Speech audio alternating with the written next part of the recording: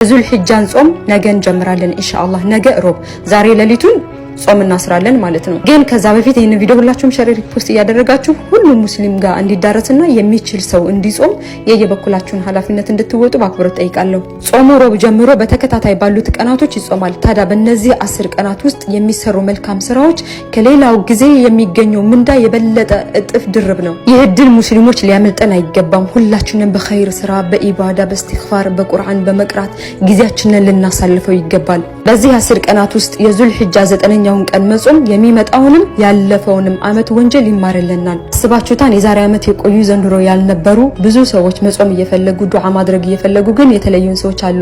አልহামዱሊላሂ ረቢል ዓለሚን አላህ እኛን ወዶን ይህንን ቀን አሳይቶናል። ስለዚህ ዱዓ በማድረግ እስቲግፋር በማብዛት ቁርአን በመቅራት ኢባዳ ሰደቃ በመስጠት ጊዜያችንን ልናሳልፈው ይገባል። ይህ ወርቃማ እድል ነው። ሁላችንም ይህንን እድል ማሳለፍ የለብንም። ይህንን ቪዲዮ ሁላችሁም ሸር አድርጉ። በዱዓ እንበራታ፣ በዱዓ እንተዋወስ እላለሁ። ሰላም አለይኩም ወራህመቱላህ